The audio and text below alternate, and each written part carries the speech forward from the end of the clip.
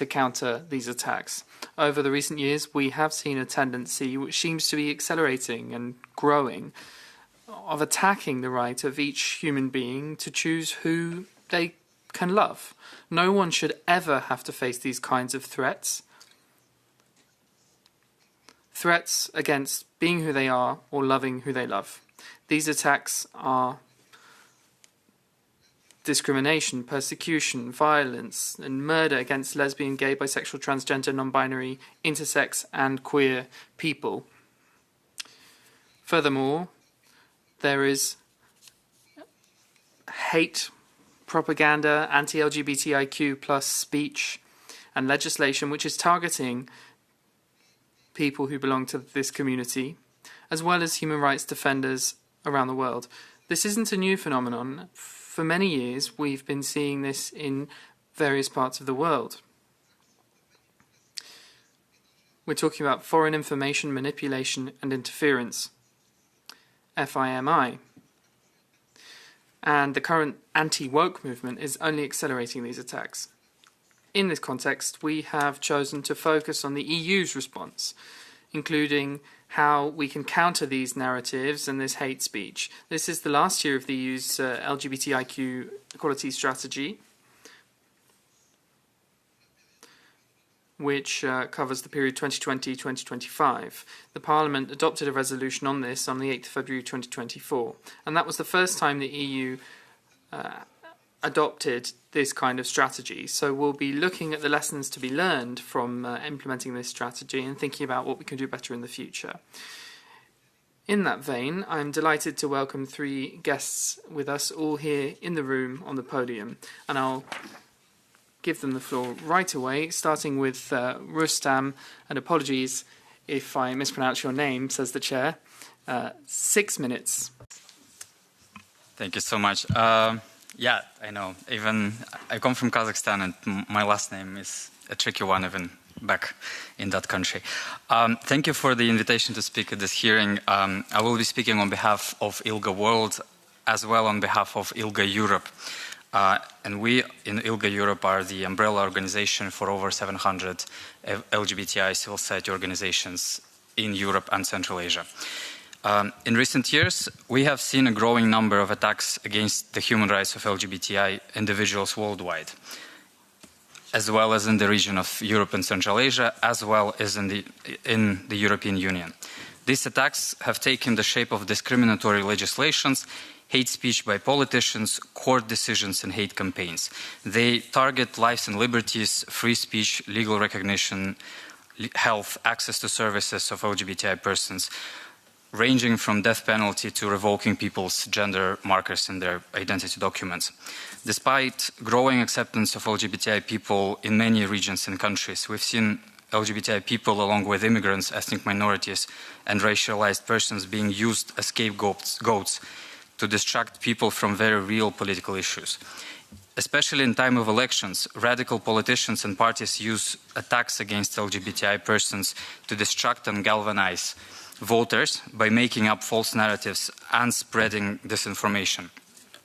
Globally, these narratives revolve around transgender persons, so-called gay propaganda, so-called gender ideology, manipulative ideologies around tradition, religion, culture, and you can find these narratives almost unchanged in pretty much every corner of the world, with similar political forces behind and consequences for people's well-being, political stability, and social cohesion.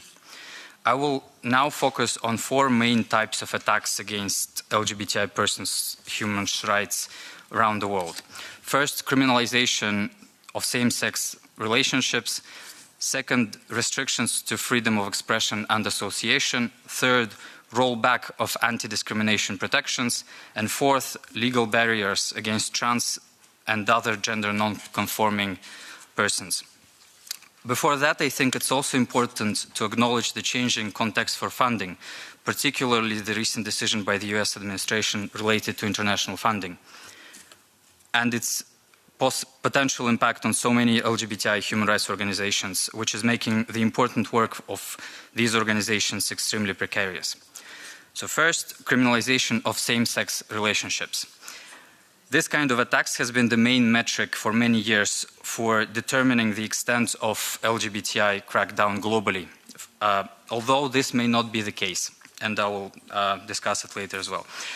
At this moment, 60 United Nations member states still criminalize consensual same-sex acts, including 2 in the region of ILGA Europe, and these countries are Uzbekistan and Turkmenistan.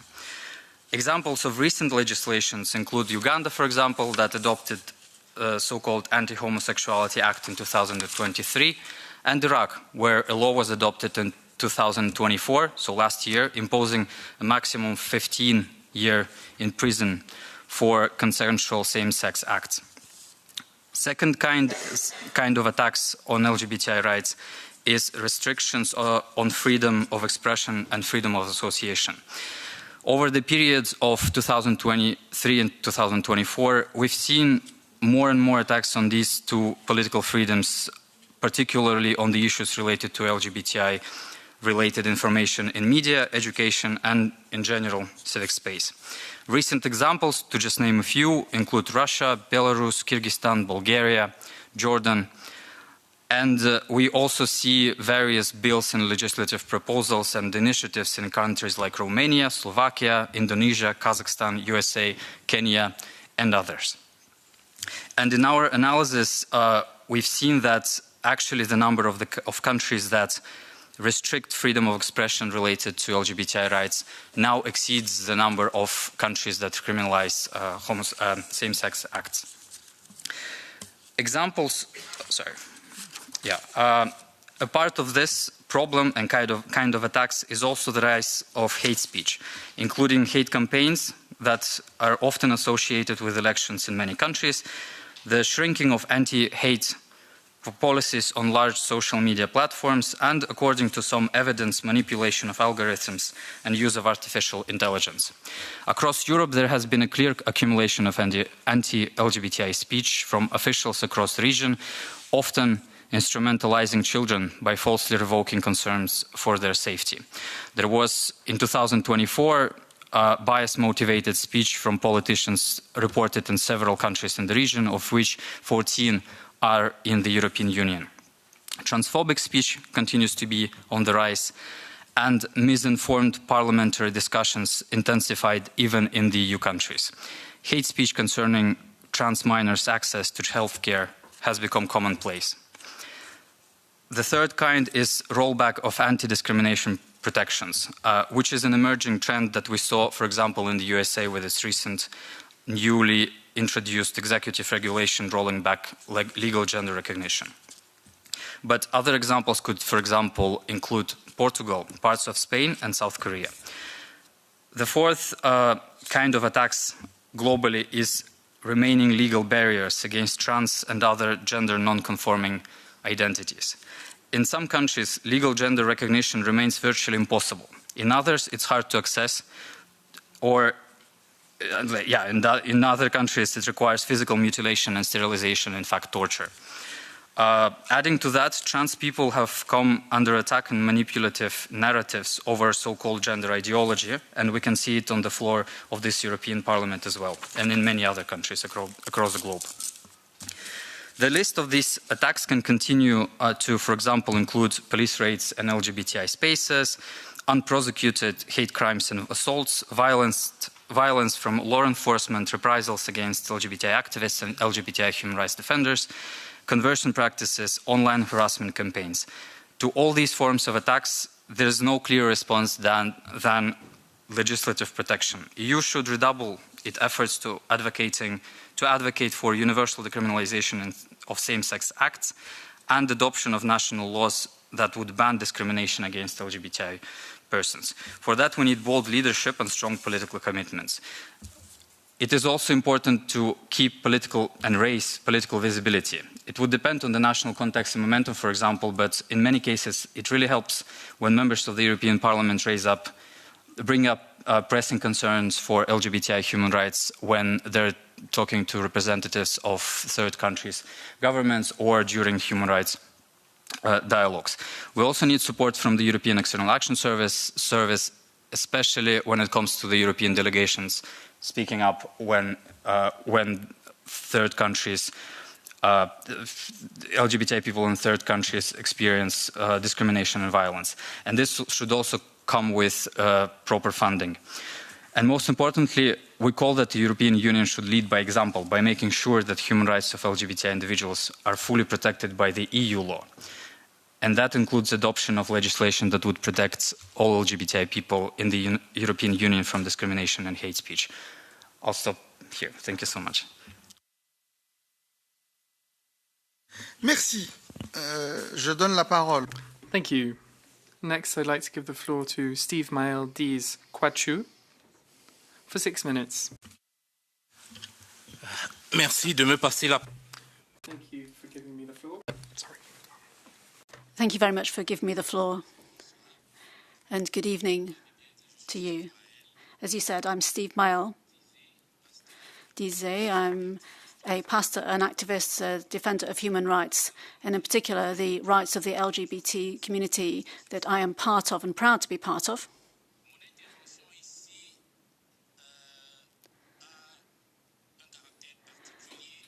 And my speech today has a very specific nature, partly because I myself have been subject to persecution, to violence from my country. And that violence and persecution have meant that I need to stay in Belgium because I fear for my life. Now, Africa is a beautiful continent. It's a place where people dream of going because there is less pollution, if I can put it that way. It's green, the landscapes are beautiful. However, for some groups of people, this is also the place that they have to avoid at all costs, and avoid it because of persecution, avoid it because of dictatorships, avoid it because of people who don't want to see other people live life as they feel it. In several countries, including in Cameroon, LGBT people are persecuted. In Cameroon, we have Law 347A, which criminalizes homosexuality. It's an old law, but it continues to be upheld. It is maintained because of political lobbies and because of people who are leaning on an anti-colonial narrative to say this comes from the white people. And if the white people have imposed it on us under the pretext of it being part of democracy, then it's better for us to set aside democracy because democracy is about homosexuality. So in Cameroon, if you are homosexual or even suspected of being homosexual, you could go to prison for 5 years.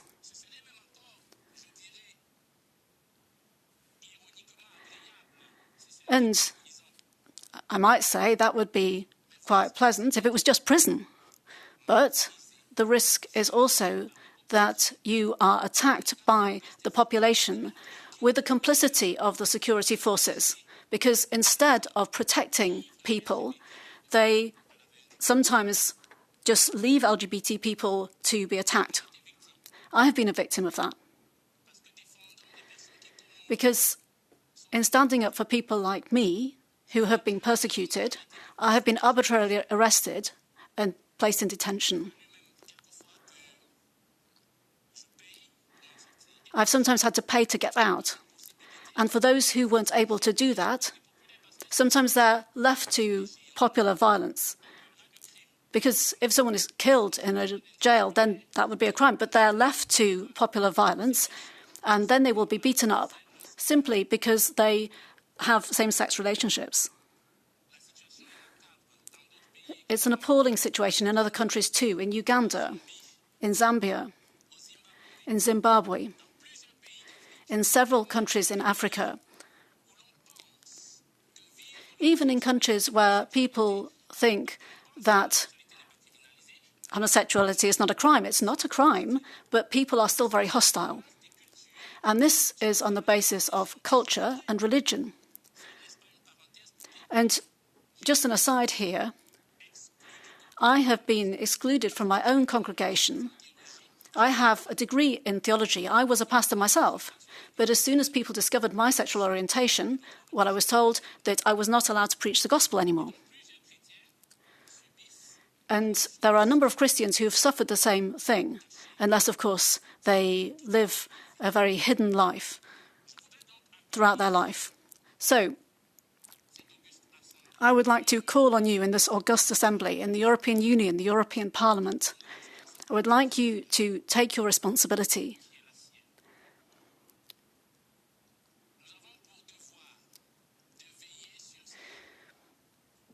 It is our duty to ensure that people who are in a minority, people who are in a weak position, people whose only weapon is their love, but who cannot live that love.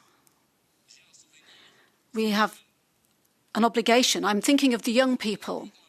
A young man came to my office once and said to me, "I want to go to school. My parents have refused to pay my school fees because I am homosexual."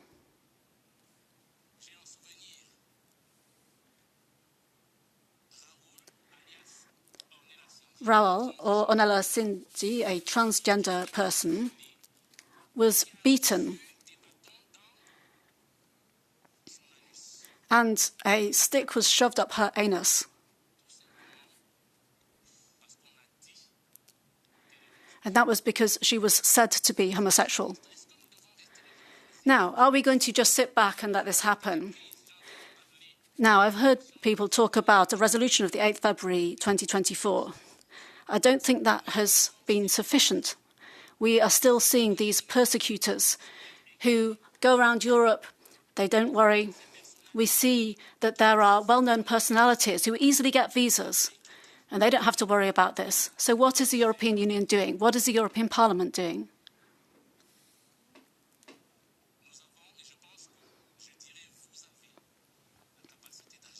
You are able to act.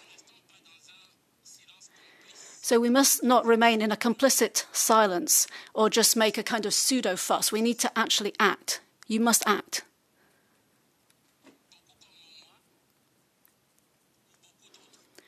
Many people like me, many other people in Africa, do not have a privilege to flee. They're not able to leave. They just have to suffer. There are human rights defenders like me. Recently, Alice Com, a well-reputed human rights defender, has been subject to legal prosecution because she is fighting for the rights of the LGBT community.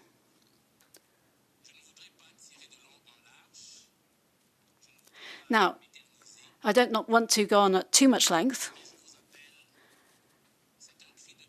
but I really do appeal to you from here, perhaps speaking to you also as a pastor.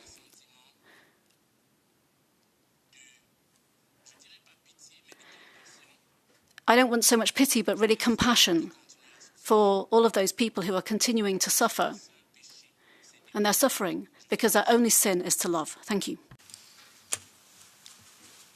On peut l'applaudir, je pense.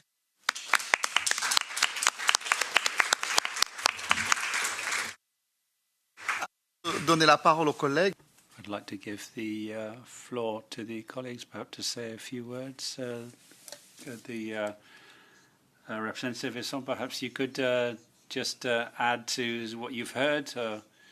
What's a sort of follow-up, what exchanges, what support is provided to these people on a daily basis? I mean, say, you have 6 minutes anyway. You can tell us whatever it is you want to. Thank you for your introduction, and thank you for giving me the freedom to say whatever I want. I'll make the most of that possibility, if you agree. And I'm very grateful for this invitation, and I'm honored to be part of this extraordinary panel. And having defined the problem, let me focus now on one particular angle, which is often not part of the discussion when we talk about the LGBTIQ plus people's rights around the world. And if you allow me, Mr. Chair, I would like to focus not on the actions that we undertake in the delegations around the world, because that would be easy. I would like to offer to you an introduction of what we do to focus on the identity-based disinformation. Basically to put the LGBTIQ plus community in the framework of identity-based disinformation. Would you agree to this framing of my intervention? Thank you. We've prepared for you a presentation.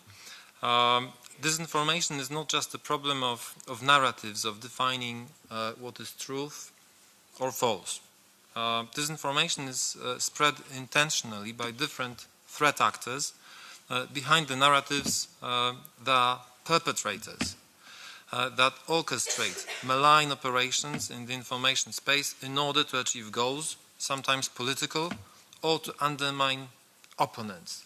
You've suffered it yourself. We need to understand the problem of disinformation in a broader and more complex perspective. And the manipulation of information is part of a larger strategy that uses different types of tools to perpetrate attacks, such as cyber attacks, manipulation of digital environment, covert operation across the world. It's a hybrid type of threat. And the EAS created a term to refer to these multi-layered dimension of actions where it is important to understand how attackers operate and not just what has been said. So you focused more about what. Yes. And I would like to now bring an element of how.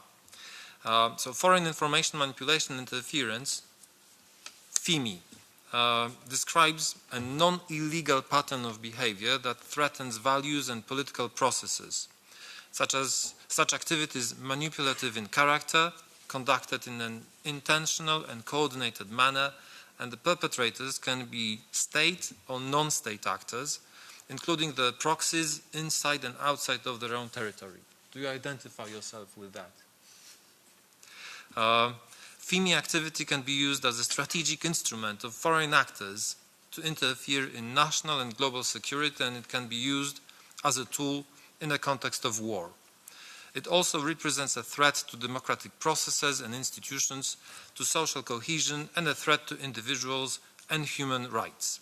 And in this regard, FIMI activity addresses a wide variety of topics and issues, often targeting at-risk and vulnerable communities, such as the one that we are focusing on today, as a way to suppress and silence dissident voices. Now let me focus on FIMI and identity-based disinformation.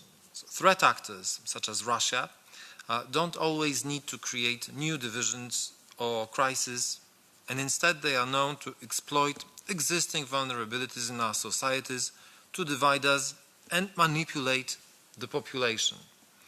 Identity is a topic that already generates controversy in our democracies, and our attackers certainly are opportunistic in exploiting them. So gender, race, ethnicity, and LGBTIQ plus FIMI, so foreign information manipulation interference actions, have been part of the Kremlin playbook for years. These topics have been historically weaponized and intentionally exploited as a polarizing issue used to sow disunity among populations in Europe, in Africa, globally. And the term of identity-based disinformation refers to a form of disinformation that uses misleading or false allegations relating to gender, sexuality, race, ethnicity, religion, and other identity-based characteristics to undermine, silence, and or repress marginalized communities and thereby weaken democracies. Women, the LGBTIQ plus community, and ethnic minorities already marginalized in many societies are disproportionately targeted by information manipulation campaigns. These campaigns may spread false narratives about women in leadership, reinforce harmful stereotypes, or incite violence. This not only exacerbates existing gender and minority disparities, but weakens social cohesion, making us more susceptible to broader manipulation. And victims of identity-based disinformation are double-sided victims. First, because the attacks are at a personal trait. And secondly, because they are used as a larger political move to undermine geopolitical opponents. So as much as it's coming from inside the country, it's being used by external threat actors. And that's the gist of my intervention. Now moving to slide number 3, taking an example from Moldova. Ahead of Moldova's EU accession referendum, which took place some weeks ago, more than 200 Moldovan public officials received a letter in their mailboxes. And this letter, fake, was sent on behalf of the EU, falsely claiming that as from the day that Moldova joins the EU, Moldovan national bodies and institutions are requested to display LGBTQI flags on series of dates imposed by the EU. And this example shows how foreign actors manipulate the EU's defense of LGBTIQ plus rights to interfere in national elections and undermine democratic processes. Their goal? To challenge the EU and increase moral social divisions. Identity-based attacks can use different types of manipulative techniques, including mockery, using conspiracy theories, manipulation of images with artificial intelligence, and creation of deep fakes, doxing or revelation of alleged personal information, impersonations, and the use of specific digital platforms and apps to spread female content, such as dating apps, pornography sites, or specific forums to target specific audiences. So as you can see, it's much more, it's going much beyond what we normally see as disinformation. This is information manipulation and interference at its best. And more information you can find about that in the EAS report on female activities targeting LGBTIQ plus communities. And let me now interrupt myself with this publicity break. Here are 2 reports. If you're interested, you can find them at the entrance. And just to conclude, and the 5th slide, the role of the EAS. Since 2022, the EAS adopted an identity lens in our work, and we've put special focus on identity-based FEMI, and we carried several projects to better understand the particularities of this type of information manipulation and to give tools to victims and civil societies organizations to mitigate the effects of FEMI. So I'm now getting back to your initial question, Mr. President. In 2022, in collaboration with the government of Canada, US, the UK, Germany, and Slovakia, we produced a joint report on gender disinformation. That's the one that I've just shown to you. And it's available here by the door. In 2023, our Stratcom Directorate published a report on how FEMI attacks the LGBTIQ plus community and compiled a list of proposals and recommendations by experts to address this threat. And last year, we presented the first thematic guidelines on how to carry open source investigations to detect, analyze, and document cases of identity-based FEMI. Moreover, we organized 2 high-level events in Brussels that brought together policymakers, experts, academia, platforms, victims, and civil society organizations to discuss and develop more effective joint responses. And in closing, we seek the application of principles of protection of basic human rights, of human dignity and non-discrimination and privacy to all individuals, no matter their identity, in the information space. So that's the aspect that I'm bringing into this discussion. Given the significant role identity plays in shaping both the methods and impacts of foreign information manipulation, it is critical that responses to FEMI incorporate a gender-sensitive approach. And by adopting an identity lens, policymakers, researchers, and civil society organizations can better understand how foreign actors and Russia in particular, exploit identity dynamics and develop more effective countermeasures. And we at the EAS are determined to consider identity when operating all aspects of our toolbox of responses to FIMI. And this includes tracing and analyzing gendered, sexist, homophobic FIMI more closely and strengthening our collective response mechanisms. I'm sorry for going beyond the time limit, but I really wanted to share those few thoughts with you and the audience. Thank you. Vous avez dépassé votre temps de parole avec ma complicité. You went over your speaking time, but I was allowing that. I was complicit in that. Mr. Assis wishes to speak for the S&D. Thank you very much. I wanted to welcome the words that you've said. It's been very interesting to hear of your testimony for all the different cases, the situation, particularly the case of concerning the situation in Africa. And finally, what we heard is very interesting words about the methods which certain countries bring to bear in terms of disinformation and what that means in terms of manipulating public opinion. First of all, Europe needs to show solidarity to everybody who's a victim of any persecution throughout the world because of sexual orientation. This is a long fight that Europe has had to be part of, and this is part of the fight for human rights that we're all involved in. And when human rights are achieved, we all have to be part of that fight. And from the socialist group, we are very much at the forefront of defending sexual minorities. Secondly, we've heard some new information now. This is something that we're not prepared for, this disinformation and manipulation. This is new. And this is something which has been discussed at great length here in the European Union. We don't have any kind of magic response. As you know, there's no magic wand, but we have to hope that one day we'll be able to come up with a response. And I hope that the European Union, the European Parliament, will be the most serious and the most in-depth discussion of this.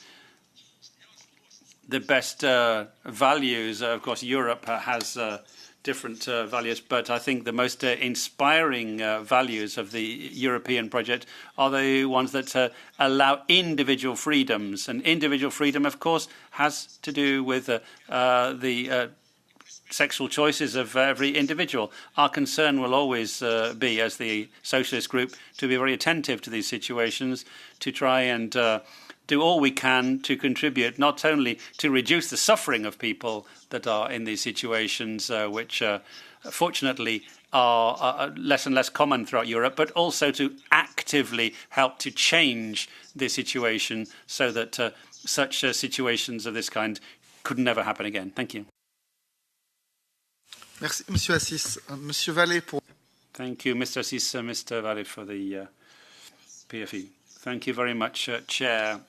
Thank you for your what we've heard. You know, in democratic countries, in France, it was only 42 years since homosexuality has been legal in France. I have been a policeman for 20 years. The police defend anybody who is being attacked for any reason, and that includes their sexual orientation and their religious feelings.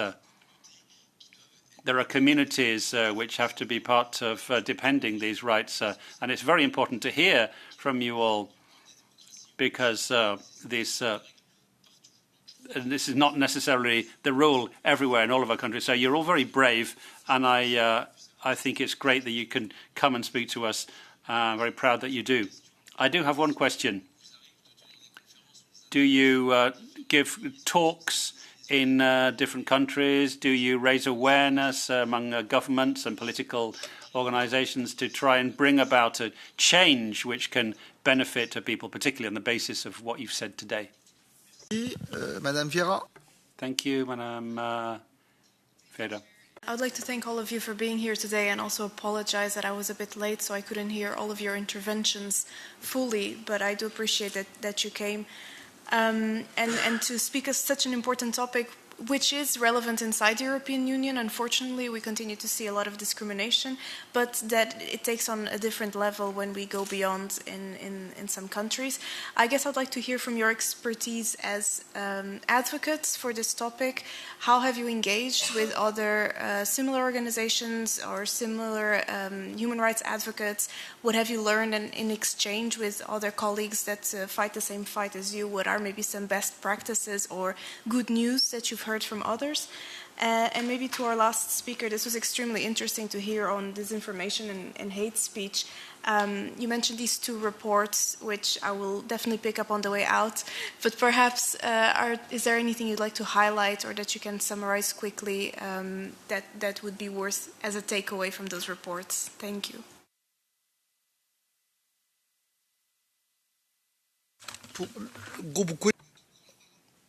Who's taking the floor?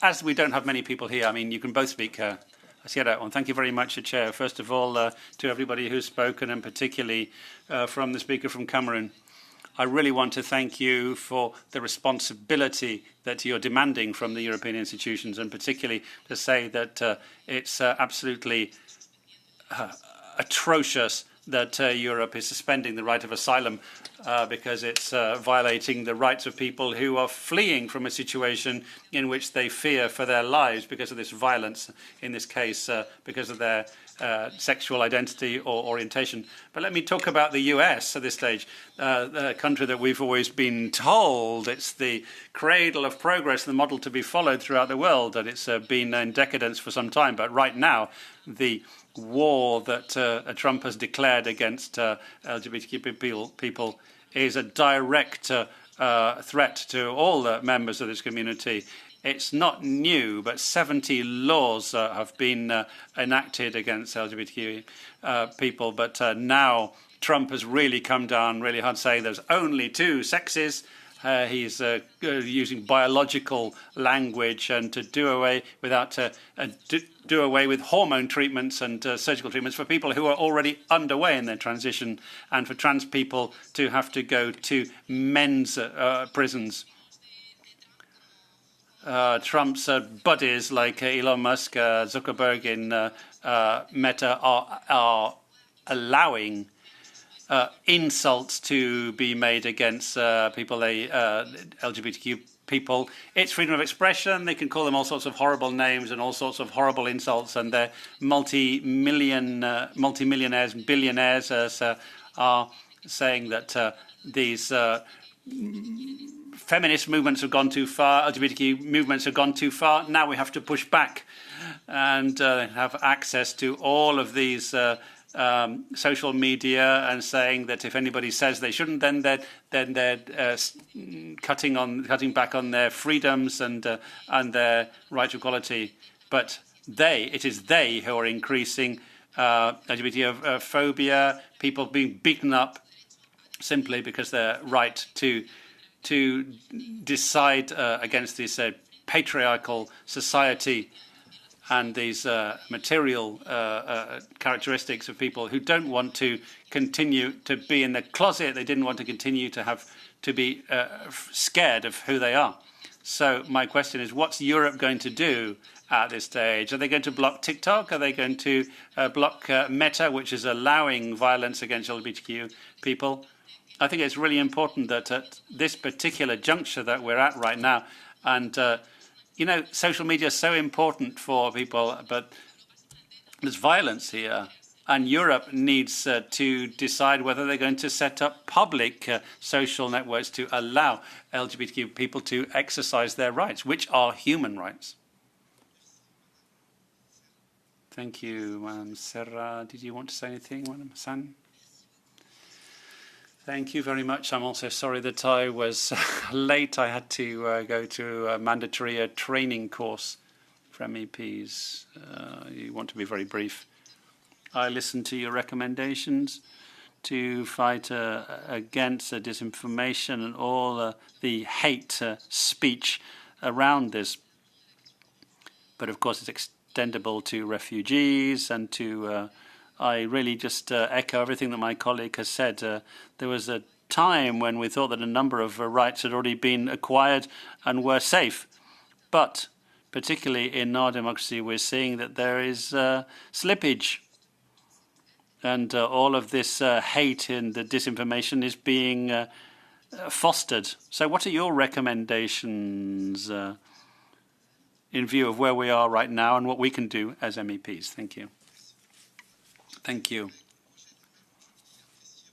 I really appreciate what you said, Madame Serra. I completely and utterly agree with what you say. You described us a reality. We can see, you know, that you've brought from your experience, and we've heard. So, what do you say vis-a-vis the States, Trump, Musk, but also what's happening in Europe? And I can't forget that Trumpism and the crazy things that Musk and his bros tend to spout. You know, when we saw in the last plenary session when people mention Trump and Musk, people just go crazy, and it's like, oh, the United States, have they gone too far? But there's a movement also, there's pushback here in Europe, the slippage, and this is a moment of truth. This is a moment in which things could swing the other way. And are we going to be able to preserve what makes us human, our freedom of choice, the freedom to live as we are and to love as we are? Is it going to move towards that, or is it going to swing back the other way? And is this hatred also everywhere? We're not in Africa, but here in Europe, in France, across Europe, homophobia is on the increase. I've been a French politician for a number of years, and I've seen this whole issue about same-sex marriage and the discussions and arguments about that in France. I just couldn't get my head around the arguments that people who are against same-sex marriage were putting forward. This was discussed in the French Parliament about the right of everyone to get married, and that they can benefit, and that everybody can benefit. Anybody who wants to choose to do what they want. You know, some people don't want to get married. Some people want to get married. Some people get divorced later on. I mean, it's everybody's choice. But what for some was equality, the reaction of others was complete rejection, frontal rejection. And it was a real existential thing for a lot of people in that debate in France. And we have to be sincere, we have to be authentic in this combat. And this is something which I found that I just really couldn't get my head around. And I think it affects all societies. In society, there are very powerful people who want to impose a new world order on us. And it's our duty to resist, to fight against the slippage in Europe, and to help everybody helping to defend people elsewhere. Okay. Faites-le dans l'ordre de la prise de parole tout à l'heure. We'll do that in the same order as the speakers who spoke before, if that's okay. Yeah, thank you so much. Just maybe to echo the several remarks on the rollback or regress with LGBTI rights. On a very personal note, I was 8 years old when my country, Kazakhstan, decriminalized consensual same-sex acts, which was the colonial legacy of Imperial Russia and the Soviet Union. And I remember, like, 10 years ago, when there were discussions in countries like Kazakhstan, Kyrgyzstan, Russia about LGBTI rights, and the discussions were positive, forward-thinking, and it seemed like the progress was inevitable. And I think the events and the developments of the 10 years, since 10 years ago, and especially in the recent years, showed us that this has not been inevitable. And it brings me to the point of how important it is to have political leadership and political commitments, especially in this global situation, especially from the European Union and from the European institutions. Because for us, it's also not as as you've just said in your presentation, it's also not specifically the issue of some specific rights of LGBTI people, but it is the issue of human rights of everyone, including LGBTI individuals, and therefore it is a question of social cohesion everywhere.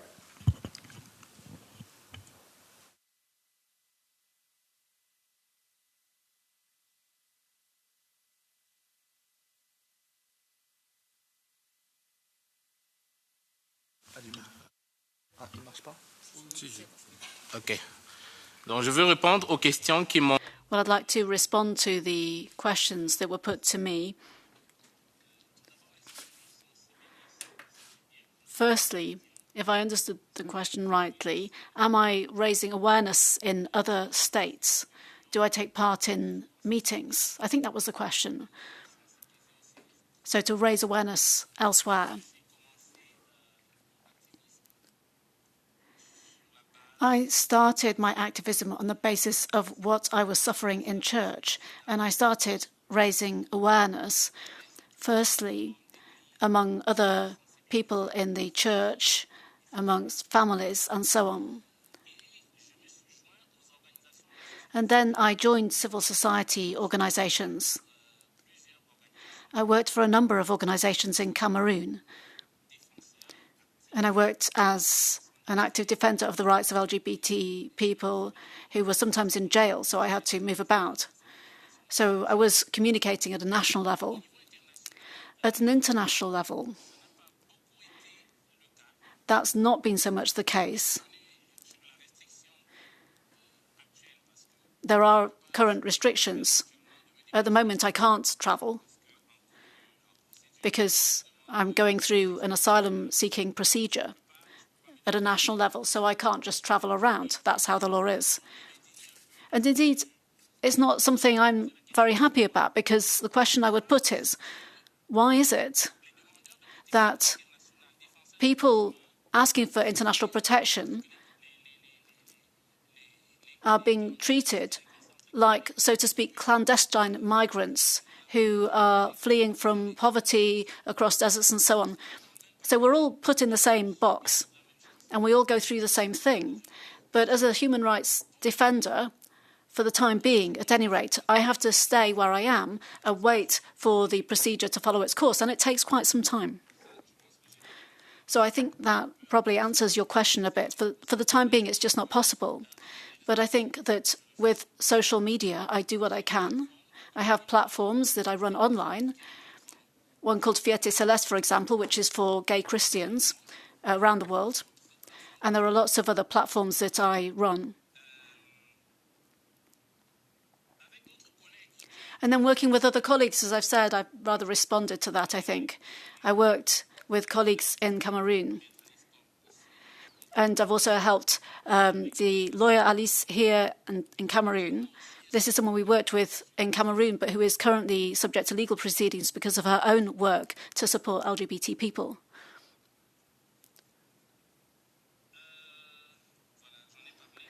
So I think I've covered some of these points.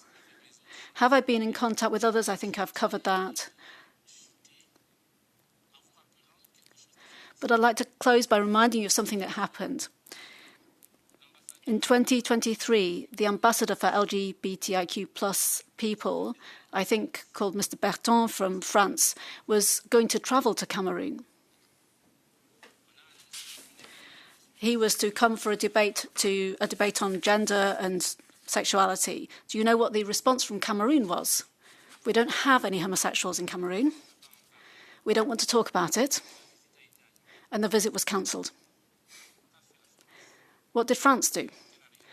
What was the French response? That's a question that I would put. Thank you. Thank you.